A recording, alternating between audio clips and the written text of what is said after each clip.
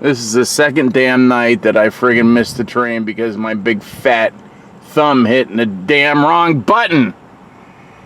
Unbelievable. Anyways, I got 2 seconds of the train, not even that. And then I started telling this story. Anyways, I'll tell the story. So my mom is the biggest Elvis fan in the world. I listen to Elvis on satellite every friggin' day. Every day.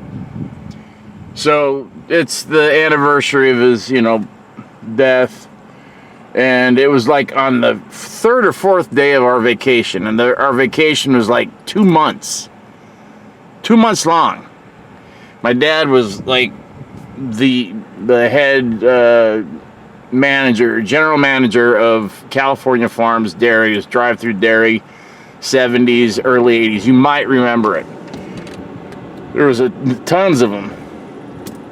And drive-through dairies were a big thing in the 70s. So my dad was like the big cheese. Which is funny because they got bought out by a cheese factory and he became the manager of a kosher cheese plant called Rosedale Creamery. Alright, so we're on vacation. It's August and I'm taking my KISS survey. I'm 12 years old and I'm asking every single person that we meet.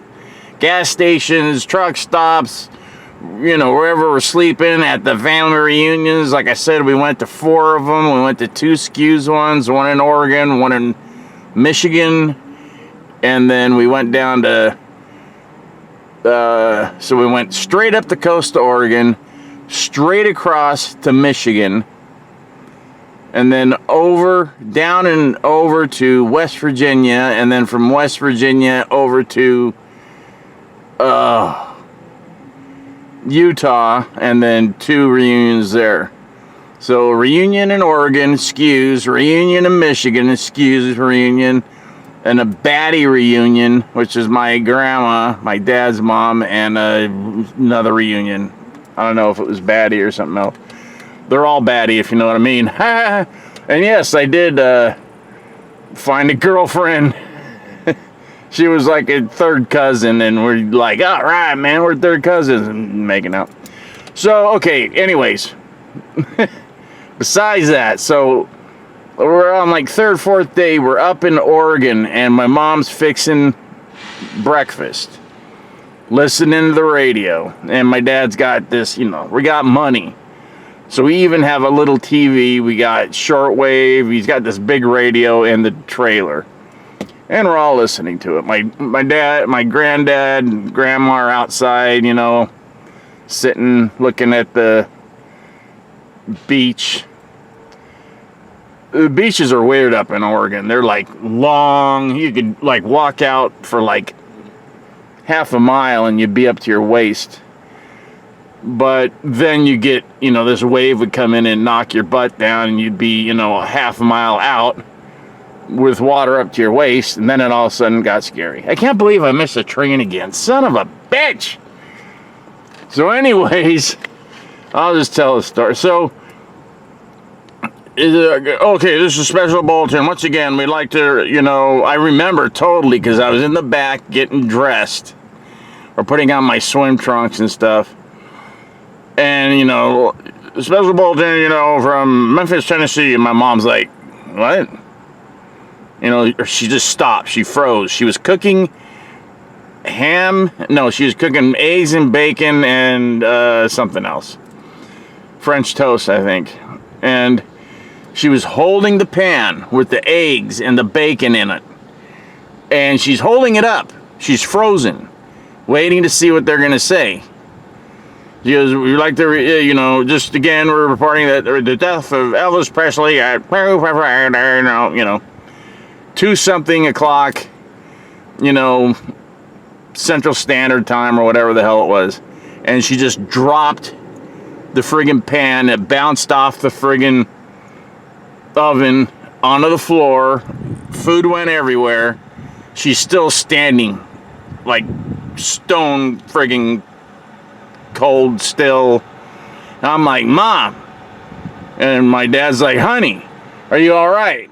And she's like, no. And she just walked out the door of the trailer, and we didn't see her for 6 hours. No one could find her, nothing. Somehow she hid from everybody, and she just wanted to be alone. I mean, I knew she liked Elvis because she would, play him a lot. But she played Dean Martin, she played Tom Jones, but she played Elvis the most. And she had a big picture of him, and, it was cool. And she saw him once, and, but I did not know that, she liked him that much. So, the whole rest of the trip, that day, no, she didn't say a word that whole day. Next day, she talked with my grandma, my dad's mom, and then she seemed to be okay. She seemed to be. I was 12, I couldn't, I was too busy with my checking off they're writing their names down if I could, where they were, the state, the town, the date. So by the time I got back, I had like almost 600 people. I wanted to know if they've heard of Kiss. Most of them had heard of them. This is 1977. It was at the height of their career. And a lot of them did not like them, but most of the kids did. Most. Not all. And I was like, wow, really? Because I thought everybody in the world liked Kiss, because they'd just been voted, Gallup polls, most popular band in the U.S. Not the world, the U.S. But back then, the U.S. was the world. And Kiss thought that. They barely ever toured outside the U.S. They would maybe hit Mexico sometime, Mexico City, or they'd go to Canada, because that was North America. And they go to England because of the Beatles. That's it. France, all around the, those parts. But then they'd come back here and make sure, and they just, do 2 or 3 or 4 tours of the U.S. and Japan. Whatever what was big in their head, which was Beatles stuff. So they had to go to England. So it had to be big in England. They had to be big in Japan. They had to do bigger than the Beatles in both England and Japan, which was hard. But in 77, 78, they were able to do it. And then that's when they decided to self-destruct their career in 78 and make Kiss Meets the Phantom and just shoot themselves all in the head with one shot. But, so that's what I did. So the biggest memory, the first, is my mom just losing it. And then me taking my friggin' stupid Kiss survey.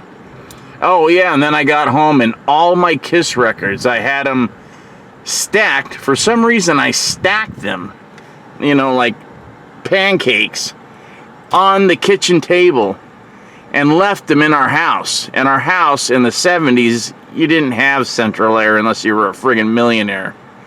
And then it was called like forced air or something. We didn't have that. When we had neighbors coming over and watering stuff and checking the house and blah, blah, blah. But all my Kiss records it got so hot in that friggin' house that they all had melted. And they were all destroyed, and all the album covers were stuck together. And I got home and I friggin' went insane. Because I had to buy all my Elvis, my Kiss records. So now I had to go out and buy all of them all over again. So Kiss, Hotter Than Hell, Dressed to Kill, Alive, Originals, Destroyer, Rock and Roll Over, Love Gun, Alive 2, which I just got. No, I hadn't got yet. Christmas. That was Christmas I got. So all the way up to Love Gun. So they were all destroyed.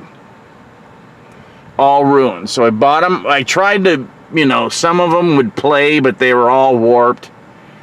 And so, me and my mom both had a hard time on that trip. It was stupid. She had a hard time. Poor Ma. Charge battery pack. All right, that's the end of the story. It's probably lame for everybody, but I just thought I'd just say it because today's, the day. Or it's soon. They're having the whole candle light vigil in Graceland. I've been to Graceland. I've been through the tour. I told my mom all about it. I filmed everything for her. And she said, oh, that's good enough. I go, no, you got to go out there yourself, Mom. You're the reason I'm an Elvis fan. So she gets out there and she just walks back and forth along the wall, looks over the wall, talks to the gate guard, and doesn't go through the tour. And it turns out she didn't go through because my dad wouldn't go through. He's just like, oh, you go ahead, I'll wait. Who wants to do it? Well, I thought she usually does do stuff alone. She's like, screw that. And eventually she was like, screw that. If he doesn't want to go to see Tom Jones with me in Vegas, I'm going alone. See ya. And she'd go. Or I would take her. Usually I would take her. I saw Tom Jones about 40 times with her. And I loved all of them. He was amazing. Amazing performer. And I could tell you stuff about him that would shock you to death. That has nothing to do with my mom. I mean, my mom was complete innocent little... She was my mom. And she liked Tom Jones' voice. And he was a performer. But I actually had been out... When I was on tour... When we were on tour, I got to meet Elvira. And I got to spend some time with Elvira in 1989. And during that time...